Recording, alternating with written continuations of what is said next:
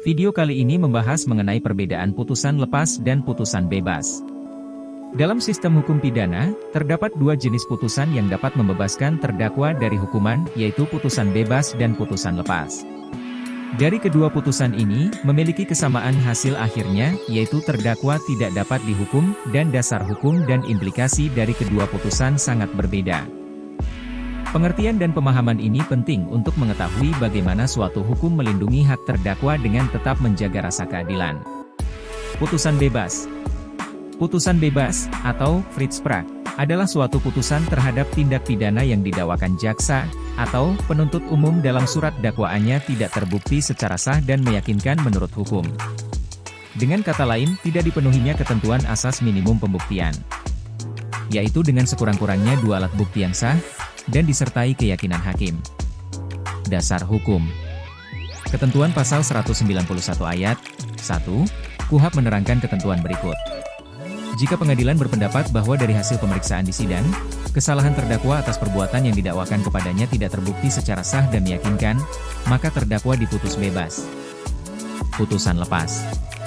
Putusan lepas, atau Ontslag van Rechtvervolging, adalah suatu putusan terhadap segala tuntutan hukum atas perbuatan yang dilakukan terdakwa dalam surat dakwaan jaksa, atau penuntut umum telah terbukti secara sah dan meyakinkan menurut hukum, akan tetapi terdakwa tidak dapat dijatuhi pidana, karena perbuatan tersebut bukan merupakan tindak pidana, misalnya merupakan bidang hukum perdata, hukum adat, atau hukum dagang. Dasar hukum. Ketentuan pasal 191 ayat 2 KUHP menerangkan ketentuan berikut. Jika pengadilan berpendapat bahwa perbuatan yang didakwakan kepada terdakwa terbukti, tetapi perbuatan itu tidak merupakan suatu tindakan pidana, maka terdakwa diputus lepas dari segala tuntutan hukum.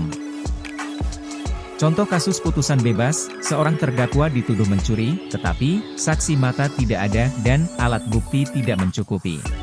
Pengadilan memutuskan bahwa kesalahan terdakwa tidak terbukti secara sah dan meyakinkan, sehingga terdakwa dinyatakan bebas dan tidak dapat dihukum atas kasus tersebut lagi. Contoh kasus, putusan lepas. Seorang terdakwa terbukti melakukan pencemaran nama baik, tetapi perbuatannya dilakukan dalam keadaan terpaksa untuk membela diri. Hakim memutuskan bahwa meskipun perbuatan itu terjadi, tidak ada unsur pidana yang terpenuhi, terdakwa dilepaskan dari tuntutan hukum. Kesimpulan. Pertama, putusan bebas adalah terdakwa tidak bersalah karena tidak terbukti. Kedua, putusan lepas adalah perbuatan terdakwa terbukti, tetapi tidak memenuhi unsur pidana. Sekian video kali ini dan terima kasih.